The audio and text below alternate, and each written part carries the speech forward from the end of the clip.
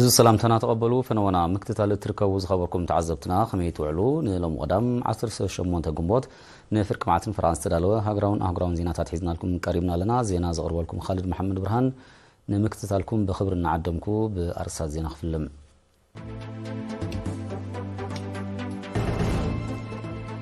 مرحتي قبطي أستراليا سبانيان كرواتيان نا يوهانا ملغت سديدوم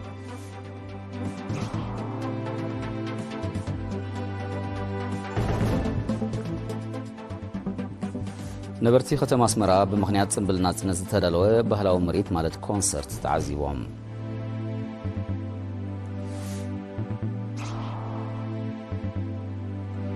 أب زبادوب أب مسرح كزنت ماي أدمع مسرح كمستعمة قليتهم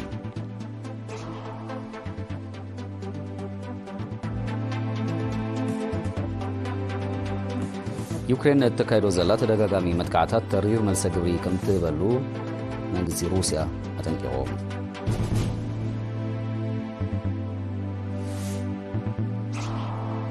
منجزي تشاينا أمريكا وشمت تايوانن لولاوي مياوي قزاد هاقرون نزا كايدوتو من قصاص كونينو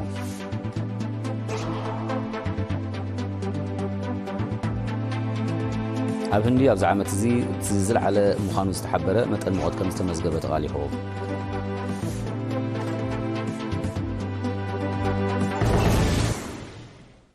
زرزر زينا مرحتي قبطي أستراليا سبانيان كرواتيان بمخنيات سنبل مبل 33 عامت ناتسنات إيرترا نهزبن منقسن إيرترا يوهان ايلوم بريزيدنت ريبابليك قبطي عبد الفتاح السيسي تغلالي أما حداري حبراوي هابي أستراليا ديفيد هارلي نقص إسبانيا فيليبي كمون بريزيدنت كرواتيا زوران ميلانوفيتش أبمل أطم بريزيدنت إسياس أفورقي ملوت عنان نايسراح أسالوتون إيرتران هزوان دما سلامن بلتسقنان تمنيوم بريزيدنت ريبابليك عبد الفتاح السيسي بتوسخي أبا مونغو قبسن إيرتران زلو أبا هانات إتصم دوستسرت تاريخاوي زملنا نحابراوي ربحتات كلتي يحاو هزبتات بالزقلقل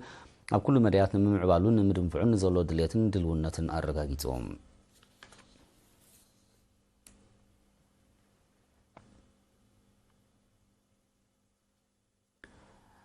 بعسران شوعة ميازيا ناب قلعو بزغنع مدب زفلمة بمخنيات سنبل ناسنس تدالوه بهلاو مريد مالت كونسرت تمال 10 شوعة قنبوت نهزبي بزغرب مريد كاتسيلو وكيل إرينا يوناتان يعبيو زدالو زينا وتصابالو ميكايل حدقو خورويو حنا نوسنا لفكرنا حنا نوسنا لحريانا حنا نوسنا أبارينا قدم حينا فقرت بالشراتنا وكير سدت حلفت أسناينا بلين تسنت بمغنيات تنبل مبساسان سلسان عمد ناصنت وحسن السلام بمغتب زبلتي ما استدالو نبزحنتنا نابوزلو تصباغن تمرتن زن صوارغ بهلاو مريت مالت كونسرت عميرا بعد مسكرن حزب غريبو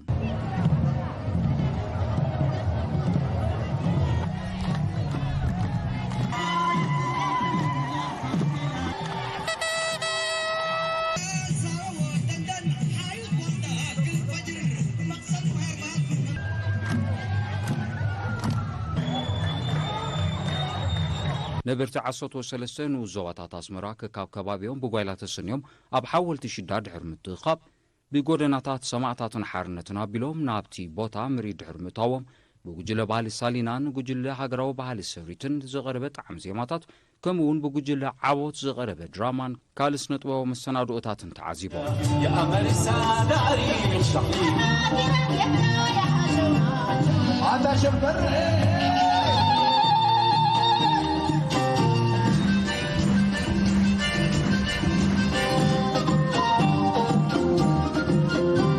مساسال مريت كونسرت بعشان شوعة ميزيا كاب موال هتصانات كساب حمشة كفل نزركوب هتصانات قولعن بشوعة قنبوت كاب ماكلاي درجة كساب كوليجات نزركوب تمهارو بعصوت حاد قنبوت دما نابالت حالتات مكل غاليرترا كم زغربة زفلتي تعذبتني يرينا بزهابو ريتو لو معامت ببمدبوز تودبه بهلاو مريت مالت كونسرت نتي بستفلالي من سنادوتات زكير زلو تصنبل ناصنتنا فولي دنقت كم زهابو بمحبار نهاقراوي أو واحدش ما قلب علاتا مسكينهم مبل ساسان سلستن تصنبل ناصنت يرترا نمدماغ بهلاو مريتات مالت كونسرت كنا ناصنت هابيتا تمرتي سبورتاو وددرات وددر قد بهلاو الباساتن كالن دروز تخايدن زكير زلون مربات كوينو كما وداسات ناي غودنا سعسعيت مريت ጉጅለታት ባሊ ኣብ ቀንዲ ጎደናታትን ካልእን ድማ ኣብ ዝቕጽል መዓልታት ዝካየድ ክኸውን እዩ احنا نوسنا لفكرنا صح احنا نوسنا لحريانا صح احنا نوسنا ابارينا قد نصحينا فقرت بالشراطنا وترسد تحلفت رئيس غلم بعلات زخونت 24 قموت نمدماء أبا كتما خرن بولكي بدرجات تكالات أبيات تصحفتن بمحداراتن سفيحن معروقن مدلواتي قبرالهم نبرتي أبزهابو رئيتو كاب عمتنا بعمت إنا دمغن إنا معرقن زخيد أقوات سنبل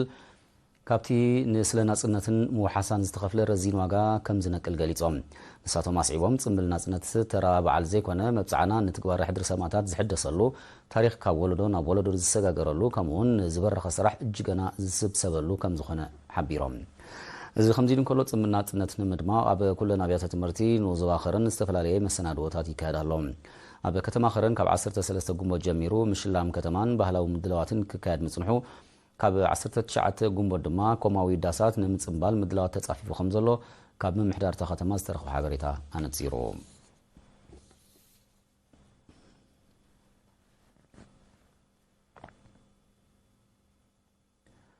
ኣብ ዞባ ደቡብ ኣብ ዝሓለፈ ናይ ናጽነት ዓመታት ልዕሊ 47 ሚልዮን ሜትሮ ኩቦ ናይ ማሕዝ ዓቕሚ ዘለዎን 150 ዲጋታትን ኣስታት 270 ራህያታትን ከም ዝተሰርሐ ተሓቢሩ ወኪል ኤሪና ዘርአይ ብርሃነ ዘዳልዎ ጸብጻብ ኣሎ ስቲፋኖስ ግርማይ ከቕርቦ እዩ ኣብ ዞባ ደቡብ ኣብ ዝሓለፈ ናይ ናጽነት ዓመታት ኣብ ምዕቃም ማይን ሓመድን ብሓፈሻ ኣብ መስራሕ ከዘንቲ ማይ ድማ ብፍላይ ኣድማዕ ስራሕ ከም እተሰላሰለ ተገሊጾም ኣብ ቤት ጽሕፈት ሕርሻ ሓላፊ ጨንፈር ምዕቃም ማይን ሓመድን ልምዓት መስኖን ኣቶ ተኽለ ሃይማኖት ዘርአይ ንኤሪና ኣብ ዝሃቦ ሓበሬታ ብምውህሃድ ህዝብን ጨንፈር ሕርሻን ልዕሊ 47 ሚልዮን ሜትሮ ኩቦ ናይ ማሕዝ ዓቕሚ ዘለዎን 152 ዓበይትን ማእከሎትን ዲጋታትን 269 ራህያታትን ከም እተሰርሐ ኣብሪሆም በተን بأوانو أبست فلالي كبابيتات استسرحا كزنت ماي أبلعلتي نهزبن تريتن بقطع زهبو أقل قلوت تحت بايتاو ماي بمهبتام لمعات مصنو أمدن فعل علترا كمزن لون بتوسخ على اليوم بحافشا بأهادو لمعات مصنو أبزي زحالفن هنا سنة عامتات 250 قلتن ديقاتات تسريحو قلتن سنة شعات رهياتات كأهمو تسريحو مالتي دمر كحوزة زخيل مدن مينيزي بحافشا 4 مليون كيبيك متر كوينو كالمؤ زخلقا 4700 هكتاري كل جزء زيوم تقلي ناي مريت سلازعبيو تقلي ناي مريت معباي مالتكا بقولي لو خعب خمس سلازغورو ابلكتهم لعلي بزي خابي بحافشا تي نوس كلمه ولوتي اتخابي خا بزح ما يسلازولو نوس كلمه ولوتي يوم تحت بيتهم ماي يهبتم يوم مهرت أحمل تفرتاتن كأي عبية من جي أبركتوس أزيو بزحيو يرأي خاب بيتا أتو تخلى هيمانو تاسعيبو بزتا قبرة دهساساو مصنعتين بغتان بتزاوارن صلواني زن كزنت ماي 360 هكتار بأحملتن فرتاتن لمعيو كمزل لعبريهم أبتي تحت أرصي معكامين حمل تسراح الكايتات تحت بيتا ماي هابتيميو سترح ديكوني بالعلم ريتم كزاري جمير اللو أبتناي من لمعات مصنع نحري خان ما بزد حالة في حاجة بزجبرنا مصنع مسرة كسب عجز 360 هكتار كم زلمة أراجسنا لنا وتجز دقربين أبتطالع الله المعزخين مالتي أبنت فتات معك أمين حمدين دمام 7 هكتار زلان 58 هكتار كترنك سرحن كلهم 7 هكتار كم التمد مدم كم أون أو 73 بوتاتات بجابيونن شمينتون عبيت كترتات كم التسرح فليتهم أبزبادو بزي كازنس تتقصح 150 كيلوتن ديقاتاتن 260 كيلوتن رهياتاتن بمنجست استسرحا بتغلالام لعلي 74 مليون متر كوبو ناي محاس عقم الزلوان استراتيجيكاوين ديقاتات مثل من لوغون ون أبنو زواد واروه كم زرك كباز فلت يوم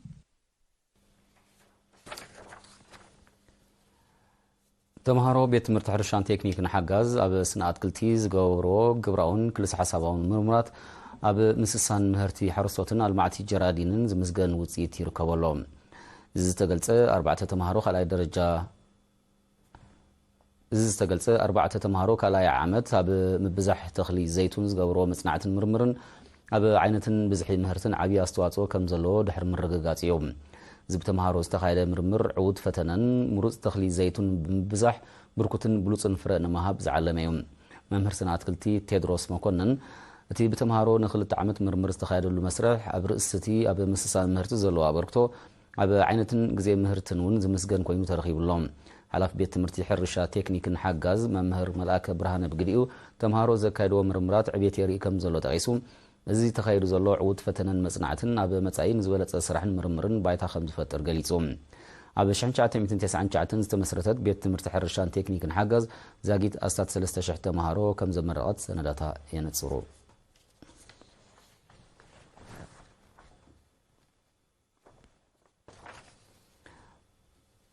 ኣብ ኑዞባ ጊንዳ ዓብ ምዕቃብ ማይን ሓመድን ጽገና ናይ ሓመድ ጽርግያን ዘተኮረ ኣድማዓይ ወፍራታት ምዕቃብ ሓመድን ማይን ይሰላሰላሎም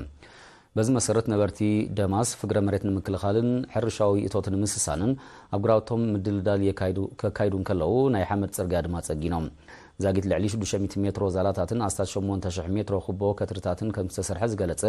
ኣምሓዳሪ ምምሕዳር ከባቢ ደማስ ኣቶ ረሞዳን ዓብደላ ንተሽከርከርቲ ኣጸጋሙ ኮይኑ ዝጸንሐ 6 ኪሎ ሜትር መስመር ደማስ ጋሕቴላይ ከም ዝተጸገነ ገሊጹ እዚ ከምዚ ኢሉ እንከሎ ኣብ 2000 ዓመተ ምህረት ብሰንኪ ወራር ወያነ ካብ ዕንደሊ ንዞባ ገልዓሎ ንዝተመዛበሉ ኣብ ጊንዳዕ ዝተሃንጸት ቤት ትምህርቲ ብተበግሶ ህዝቢ ተወሳኺ ፍልታትን ቀልጽርን ተሃኒጹላ ብኸል ወገን ኣብ ንዞባ ሽዕብ ብምኽንያት መበል 33 ዓመት ጽምብል ናጽነት ህዝብን ሰራሕተኛታት መንግስትን ኣብ ቀጽሪ መቓብር ሓርበኛታት ኣግራብ ናይ ምኹስኳስ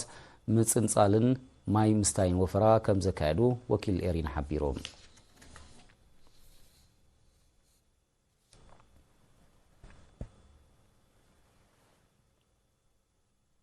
ዜና ውሽጢ ሃገር ኣብ ዝተፈጺሙ ንዜናታት ወጻኢ ክንምለስ ኢና ምሳና ጽንሑ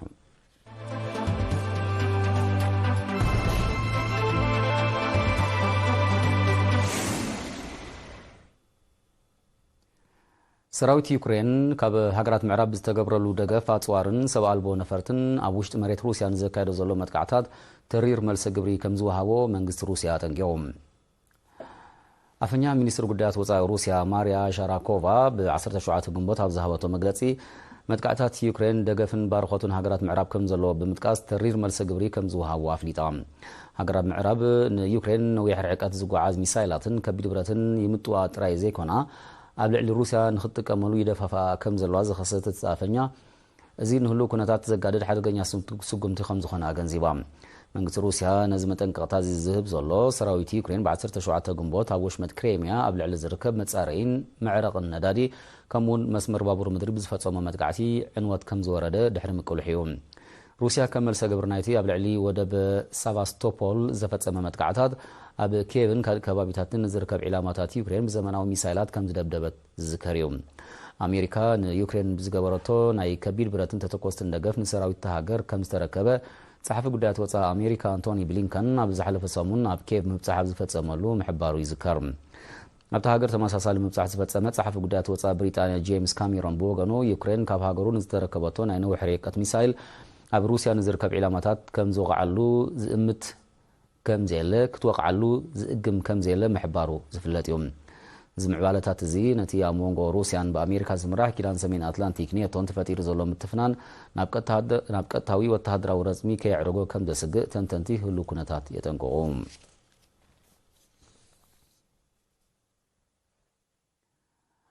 ኣሜሪካ ኣብ ወሽመጥ ታይዋንን ኣብቲ ስትራቴጂያዊ ማያት ኣብ ዝርከብ ልኡላዊ ማያዊ ግዝኣትን ሃገሩ ወተሃደራዊ መራኸብ ብምንቅስቓስ ንእተካይዶ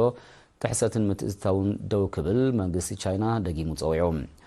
ኣፈኛ ሚኒስትሪ ምክልኻል ቻይና ብ17 ግንቦት ኣብ ዝሃቦ መግለጺ ኣሜሪካ ንኣህጉራዊ ስምምዓት ማያዊ ግዝኣት ከም ጉልባብ ተጠቒማ ኣብ ልዕሊ ልኡላዊ ማያት ግዝኣት ሃገሩ ተካይዶ ዘላ ትሕሰትን ምንቅስቓስ ወተሃደራዊ መራኸብን ንሃገራዊ ፀጥታ ቻይና ኣብ ሓደጋ ዘእቱን ንዞባዊ ሰላምን ፀጥታን ዝዘርግን ሓደገኛ ስጉምቲ ምዃኑ ብምግላጽ ኮኒንዎ ኣሎ ኣሜሪካ ኣባል ኣህጉራዊ ውዕል ሕግታት ባሕርን ማያዊ ግዝኣትን ሕቡራት ሃገራት ዘይኮነት ክንሳ ነዚ ኣህጉራዊ ውዕል ከም ጉልባብ ክትጥቀመሉ ምርኣይ ንዘለዋ ገባቲ ኣተሓሳስባ ዘጉልሕ ከም ዝኾነ ዝኣፈኛ ወሲኹ ገሊጹ ሰራዊት ቻይና ንኸምዚ ዝበለ ጥሕሰት ተመጣጣኒ መልሰ ግብሪ ክህበሉ ኣብ ዝለዓለ ድልውነት ከም ዘሎ ዘነፀረ ኣፈኛ ሚኒስትሪ ምክልኻል ቻይና ኣሜሪካ ንዘይተደለየ ምትፍናን ካብ ዝዕድም ስጉምታት ክትሕየብ ፀዊዑ መንግስቲ ቻይና ስጉምታት ኣሜሪካን መሻርክቲ ሃገራት ምዕራብን ንዝኾነ ኣካል ዘይርብሕ ኣተሓሳስባታት ዝሑል ኩናት ምዃኑ ብምጥቃስ ብተደጋጋሚ ኩነኒኡ ክገልጽ ምጽንሑ ይፍለጥ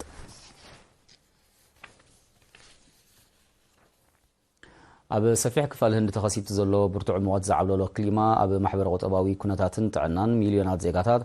ኣሉታዊ ጽልዋ ንሓየለ ኣብ ዝመጻሉ ዘሎ እዋን ኣብ ከተማ ኒው ዴልሂ ትማል 17 ግንቦት ኣብዚ ዓመት እዚ እቲ ዝለዓለ መጠን ሙቐት ከም ዝተመዝገበ ተሓቢሩ ኣብ ትዕለት እቲ 47.4 ዲግሪ ሴንቲግሬድ ሙቐት ከም ዝተመዝገበ ዝተቐሱ ሰመዚ ሚቴሮሎጂ ሂንዲ ነበርቲ ነብሶም ንምዝሓልን ጥዕናዊ ሳዕቤናቱን ምውጋድን ስጉምቲ ክወስዱ ፀዊዖም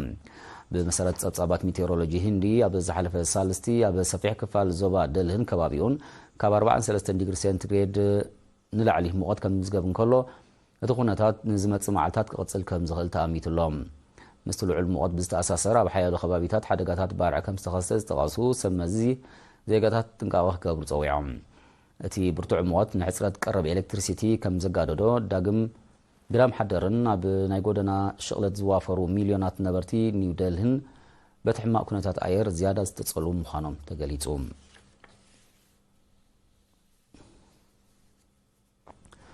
ምምሕዳር ፕሬዚደንት ጆ ባይደን ኣውስትራልያ ተመራሒ ሚሳይላት ንምምዕባል ዝኽእል ደገፍ ከም ዝገብር ኣፍሊጡ እቲ ደገፍ ኣካል ናይቲ ኣብ መንጎ ክልቴን ሃገራት ዝምዕብል ዘሎ ወተሃደራዊ ዝምድናታት ምዃኑ ጸሓፊ ምክልኻል ኣሜሪካ ሎይድ ኦስቲን ሓቢሩ እቲ ወተሃደራዊ መደብ ክሳዕ ዝመጽእ ዓመት ተግባራዊ ከም ዝኸውን ሚኒስተር ሎይድ ኦስቲን ወሲኹ ኣሚቱ ኣውስትራልያ ብውሕዱ 20 ናይ ጽዕነት ወተሃደራውያን ነፈርቲ ኣሜሪካ ክትሽምት ኣብ ዝሓለፈ ዓመት ከም ዝተሰማምዐት ዝዝከር እዩ መስርሕ ትግባር ናይቲ 6 ቢልዮን ዶላር ዝግመት ውዕል ካብ 2027 ከም ዝጅምር ሰመዚ ምክልኻል ክልቴን ሃገራት ኣብ እዋኑ ገሊጾም እዮም ምስ ሃገራት ምዕራብ ጥቡቕ ዝምድና ትምስርት ዘላ ኣውስትራልያ ኣቐዲማ ሳብማሪናት ምውናን ዘኽእላ ጸጥታ ውዕል ምስ ኣሜሪካን ብሪጣንያን ከም ዝኸተመት ይዝከር እቲ ናይ ቢልዮናት ዶላር ውዕል ኣብ ዞባ ኤስያ ፓሲፊክ ንዝጸንሐ ወተሃደራዊ ሚዛን ሓይሊ ዘመዛብል ምዃኑ ወተሃደራውያን ክኢላታት ክገልጹ ጸኒሖም እዮም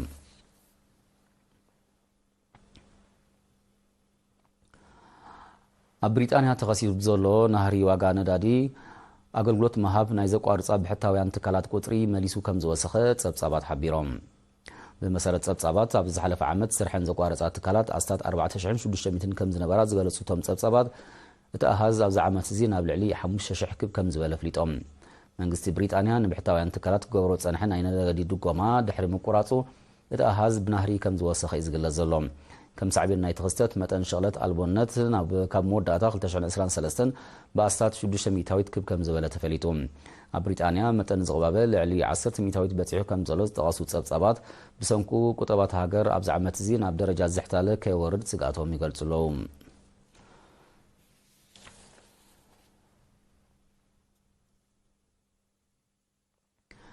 ኣብ ሰፊሕ ገማግም ሕቡራት መንግስታት ኣሜሪካ ተኸሲቱ ዘሎ ዝናብ ዝተሓወሶ ብርቱዕ ህቦብላ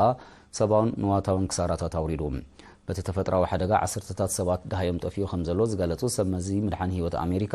ኣብ ትሕቲ ቅርጺ ከቢድ ዕንወት ከም ዝወረደ ኣረድዮም ብሰንኪቲ ገና ዝቕጽል ዘሎ ሓደጋ ኣስታት 1 ሚልዮን ኣባይቲ ሓይሊ ኤሌክትሪክ ተቋሪጽዎ ከም ዘሎ ተፈሊጡ ቴክሳስን ሉዊዚያናን በቲ ሓደጋ ሕልፊ ከባቢታት ተሃስየን ምህላውን ዝተቐሱ ጸብጻባት መንግስቲ ኣሜሪካ ኣብቲ ከባቢ ናይ መጠንቀቕታ ኣዋጅ ከም ዘመሓላለፈ ኣረድዮም እቲ ሕማቕ ኩነታት ኣየር ነዚ ቀዳመ ሰንበት ክቐጽል ከም ዝኽእል ዝኣመቱ ክኢላታት ሚቴሮሎጂ ልዕሊ 30 ሚልዮን ሰባት ብኣሉታ ክጽለዉ ተኽእሎ ከም ዘለዎ ኣጠንቂቖም ኣብ ዝሓለፈ ወርሒ ሚያዝያ ኣብ ሕቡራት መንግስታት ኣሜሪካ ብዝተኸሰተ ተመሳሳሊ ሓደጋ ሰብኣዊ ንዋታውን ኣከባቢያውን ክሳራታት ከም ዝወረደ ዝዝከር እዩ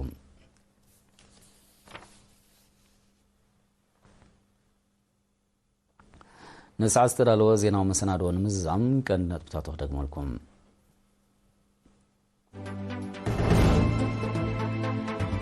መራሕቲ ግብፂ ኣውስትራልያ ስፓኛን ክሮኤሽያን ናይ ዋሃና መድረኽ ተሰዲዶም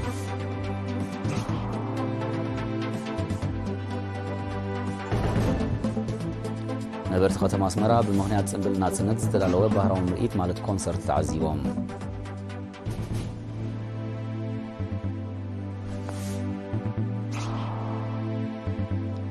ኣብ ዞባ ደቡብ ኣብ ምስራሕ ከዘንቲ ማይ ኣድማዕ ስራሕ ከም ዝተዓመተ ገሊጹ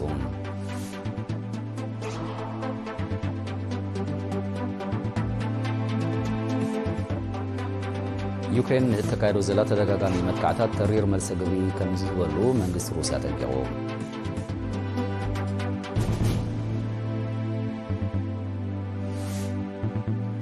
መንግስቲ ቻይና ኣሜሪካ ኣብ ወሽመጥ ታይዋንን ልኡላዊ ማያዊ ግዛት ሃገሩን ዘካየደቶ ምንቅስቓስ ኮኒኑ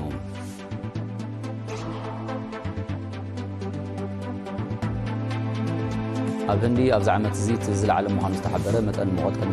ከም ዝተመዝገበ ተቓሊሖም